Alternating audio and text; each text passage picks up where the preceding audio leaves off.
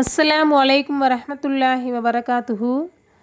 அறிந்து கொள்வோமா என்ற தலைப்பில் இன்றைய ஹதீஸை நாம் அறிந்து கொள்வோம். ஸ்வர்க்கத்தின் திறவுகோல் எது? நபி ஸல்லல்லாஹு அலைஹி வஸல்லம் அவர்கள் நவின்றுள்ளார்கள், தொழுகையாகிறது ஸ்வர்க்கத்தின் சாவியாகும். இந்த ஹதீஸில் ஒரு வரி விளக்கத்தை பார்க்கும்போது அந்த அளவுக்கு நமக்கு புரியாது.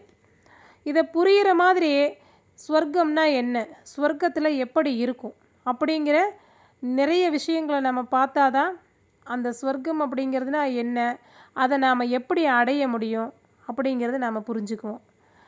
முதல்ல இப்போ நாம் சராசரியாக வாழ்ந்துட்டுருக்கிற வாழ்க்கைக்கு வருவோம். இந்த வாழ்க்கையில் நமக்கு செங்கல், கருங்கல், மற்ற இந்த ஹாலோ பிளாக், சிமெண்ட்டுக்கள், இது மூலமாக ஆன கட்டிடங்களை தான் நாம் கட்டி வாழ்ந்துக்கிட்டு இருக்கிறோம். இதில் செல்வந்தர்களுக்கு தகுந்தாப்பில் நிறைய மாடி வீடுகள், அடுக்கு மாடி வீடுகளும், ஏழைகளுக்கு தகுந்த மாதிரி அவங்க சில ஓட்டு வீடுகளும், அவங்களுடைய வசதி வாய்ப்புகளுக்கு தகுந்த மாதிரி அவங்க வீடுகளை அமைச்சு வாழ்ந்துக்கிட்டு இருப்போம்.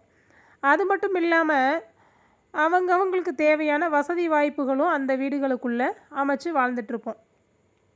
இதில் பார்த்திங்கன்னா ஏழைகள் ஓரளவுக்கு அவங்க வீட்டில் பொருட்கள் நடுத்தரவாதிகள்லாம் அவங்கவுங்க வீட்டில் என்ன பொருள் இருக்கோ அதை வச்சு யூஸ் பண்ணிக்கிட்டு அவங்களுக்கு தேவையான வசதிகளோடு வாழ்ந்துக்கிட்டு இருப்பாங்க.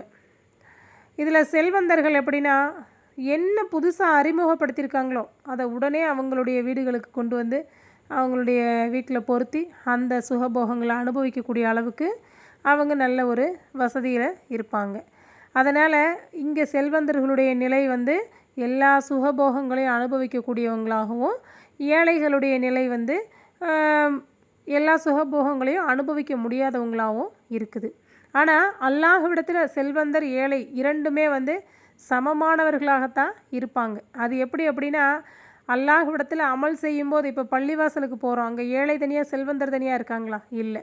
பள்ளிவாசல் அனைவரையுமே ஒன்று சேர்க்கக்கூடிய இடம். எப்படி ஏழை பணக்காரர் எந்த ஒரு வித்தியாசமும் இல்லாமல் எல்லாத்தையும் பக்கமே ஒரே இடத்துல பக்கம் நிற்க வைக்கிற இடம்தான் பள்ளிவாசல். அங்கே எப்படி ஏழை பணக்காரர் இந்த வித்தியாசம் இல்லாமல் இருக்குதோ, அதே மாதிரி தான் அல்லாஹுடைய இடத்துல, அல்லாஹுடைய சொர்க்கத்தில் அவங்களுக்கு தனியாக சுகபோகங்கள், இவங்களுக்கு தனியாக சுகபோகங்கள் அப்படி கிடையவே கிடையாது.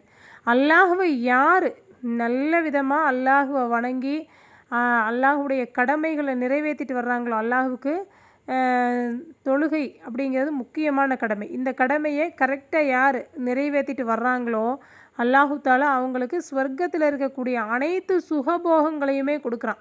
சமமாக கொடுக்குறான். இவங்களுக்கு இப்படி, அவங்களுக்கு அப்படி இல்லாமல் எல்லாத்தையுமே எல்லாத்துக்கும் சமமானதாக கொடுக்குறான்.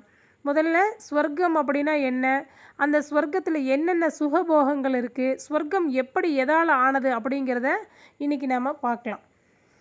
நாம் இங்கே வாழ்ந்துட்டுருக்கிற வாழ்க்கையில் செங்கல்லாலையும் கருங்கல்லாலையும் மற்ற சிமெண்ட்டு கல்லாலையும் ஆன வீடுகளை கட்டி அதை எவ்வளோ பத்திரமாக பாதுகாத்து அதுக்கு ஒரு பூட்டு, சாவி இதெல்லாம் ஏற்படுத்தி வச்சு அதை எவ்வளோ பத்திரமாக நாம் பூட்டி வச்சுருப்போம். இதுவே நாம் இவ்வளோ பத்திரமாக அதனுடைய சாவியை தொலைக்காமல் பத்திரப்படுத்தி வச்சுருப்போம். ஆனால் ஸ்வர்க்கம் அப்படிங்கிறது எவ்வளோ ஒரு சுகபோகம் நிறைந்த இடம். அந்த இடத்தினுடைய சாவி நமக்கு கண்டிப்பாக வேண்டாமா? அந்த சாவியை அடையணுன்னா நம்ம என்ன செய்யணும் அப்படிங்கிறது தான் இன்றைக்கி நாம் பார்க்க போகிறோம். முதல்ல ஸ்வர்க்கம் அப்படின்னா நம்ம நிறைய டிவிலையும் படங்கள்லையும் இன்னும் மொபைல்கள்லையும் நிறைய இந்த மாதிரி ஒரு கற்பனையான ஒரு கட்டிடத்தை தான் சொர்க்கம்னா எப்படி இருக்கும் அப்படிங்கிற ஒரு கற்பனையான காட்சியை தான் நாம் பார்த்துருப்போம். ஆனால் உண்மையான ஸ்வர்க்கம் அப்படிங்கிறத நாம் கற்பனையும் செய்தே பார்க்க முடியாது. அந்த அளவுக்கு ரொம்ப அற்புதமான ஒரு காட்சியாக இருக்கும். அந்த ஸ்வர்க்கத்தை நாம் இப்படித்தான் இருக்கும் அப்படின்னு சொல்லி நம்மளுடைய மைண்டில் கற்பனையே பண்ண முடியாது. அந்த அளவுக்கு அல்லாஹ் ஸ்வர்க்கத்தை ரொம்ப ஒரு சுகபோகமான இடமாக அமைச்சிருக்கிறான். அதை ஓரளவுக்கு நமக்கு ஹதீஸ்களில் சொல்லியிருக்கிறதுலேருந்து இன்றைக்கி நாம் அதனுடைய அமைப்புகள் இப்படித்தான் இருக்கும் அப்படிங்கிறத நாம் தெரிஞ்சுக்கலாம். ஸ்வர்க்கத்துடைய கட்டிடங்கள் தங்கத்தாலையும் முத்துக்களாலையும் ஆனதாக இருக்குது. இப்போ சாதாரண இந்த செங்கல் சுவரே பார்த்தோம்னா எவ்வளோ ஸ்ட்ராங்காக எப்படி இருக்குது. ஆனால் தங்கத்தாலேயே அதனுடைய சுவர் அப்படிங்கும்போது அதனுடைய மதிப்பு இன்னும் எவ்வளோ ஸ்ட்ராங்காக இருக்கும். அதனுடைய விலை மதிப்பு இப்போ தங்கத்துடைய மதிப்புகள் நமக்கு எல்லாத்துக்குமே தெரியும். ஆனால் தங்கம் விலை மதிக்கவே முடியாத அளவுக்கு அதில் கட்டிடம் அப்படின்னா அதை நம்ம இவ்வளவு தான் அதை நம்ம கணிச்சு சொல்ல முடியுமா? விலை மதிப்பே கிடையாது. அந்த அளவுக்கு தங்கத்தாலையும் முத்துக்களாலையும் ஆன கட்டிடங்களால் ஆனது தான் சொர்க்கம்.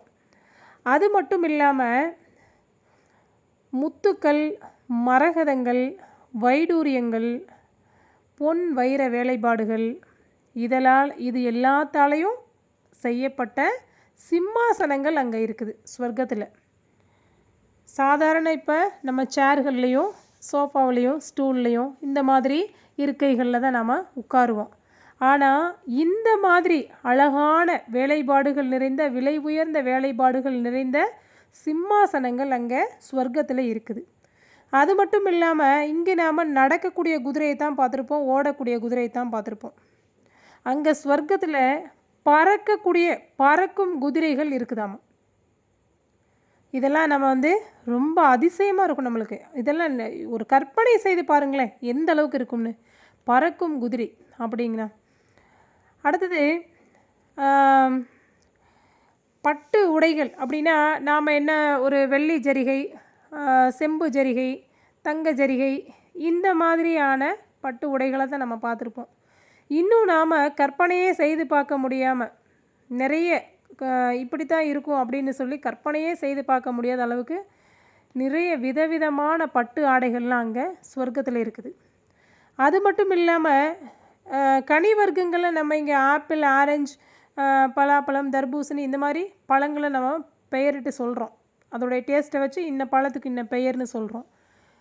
அங்கே இருக்கக்கூடிய சுவையை வச்சு இன்ன பழம்தான் அப்படின்னு சொல்லி அதுக்கு ஒரு பேரே நமக்கு தெரியாது. பேரே வச்சு சொல்ல முடியாத அளவுக்கு ரொம்ப சுவையான கனி வர்க்கங்களும் அங்கே சொர்க்கத்தில் நிறைய இருக்குது.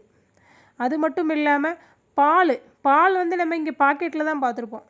ஆனால் அங்கே பால் ஆறுகள் அங்கே ஓடும் சொர்க்கத்தில். அது மட்டும் இல்லாமல் தேன்லேயே ஆறுகளாக ஓடிக்கிட்டு இருக்கும். அது மட்டும் இல்லாமல் மது பிரியர்களுக்கு தகுந்த மாதிரி மது ஆறுகள் அதுவும் அங்கே இருக்குது. இப்படி எல்லா விதமான சுகபோகங்களும் நிறைந்த ஒரு மாபெரும் இன்பம் தரக்கூடிய ஒரு இடம்தான் சொர்க்கம். அதனால் இந்த சொர்க்கத்தை அடையிறதுக்கு அதனுடைய அந்த சொர்க்கங்கிற ஒரு இடத்துடைய சாவி நமக்கு வேணும் அப்படின்னா நம்ம என்ன பண்ணணும்? தொழுகையை கடைபிடிக்கணும். இந்த தொழுகை தான் இது அத்துணைக்குமே சாவியாக இருக்குது. அதனால் முடிஞ்ச அளவு நாம் எல்லாருமே பல காரணங்கள் பலருக்கு இருக்கலாம். தொழுகையை என்னால் பிடிக்க முடியல, இந்த காரணம் அந்த காரணம் அதாவது இந்த சாக்காடு சொல்லக்கூடிய இந்த காரணங்களையெல்லாம் விட்டுட்டு எல்லாராலையுமே முடியும் அந்த சூழ்நிலையை ஏற்படுத்திக்கணும். அதனால் முடிஞ்ச அளவுக்கு தொழுகக்கூடிய வாய்ப்புகள் அல்லாஹ் தஆலா நமக்கு கைகால் சுகம் அப்படிங்கிற ஒன்றை கொடுத்துருக்கும் போதே, ஆரோக்கியம் அப்படிங்கிற ஒன்றை கொடுத்துருக்கும் போதே அந்த தொழுகை அப்படிங்கிறத கடைபிடிங்க. அதுதான் நமக்கு ரொம்ப முக்கியமான ஒரு விஷயம். நமக்கு மறுமையில் எந்த ஒரு சிஃபாரிசும் யாரும் செய்ய மாட்டாங்க. நாம் செய்யக்கூடிய அமல்கள் தான் நமக்கு சிஃபாரிசாக அமையும். அதனால் முடிஞ்ச அளவுக்கு எல்லாருமே தொழுகையை கடைபிடிங்க. இந்த ஹதீஸ்களை கேட்டுட்டு இதோட விட்டுட்டு போயிடாமல் இந்த ஹதீஸ்களை மற்றவர்களுக்கும் ஷேர் பண்ணுங்கள். ஏன்னா இதனுடைய நோக்கமே முக்கியமாக அதுதான். இதை மற்றவங்களுக்கு சொல்லும்போது தான் இதில் என்ன சொல்லியிருக்காங்க, இதனால் நன்மைகள் இருக்குதா அப்படிங்கிறது தெரிய வரும். அதனால் கண்டிப்பாக மற்றவங்களுக்கும் இதை சொல்லுங்கள். முடிஞ்ச அளவுக்கு இன்ஷா அல்லாஹ் எல்லாருமே தொழுகையை கடைபிடிங்க. மீண்டும் நாளை ஒரு ஹதீஸோடு உங்களை சந்திக்கிறேன். அஸ்ஸலாமு அலைக்கும்.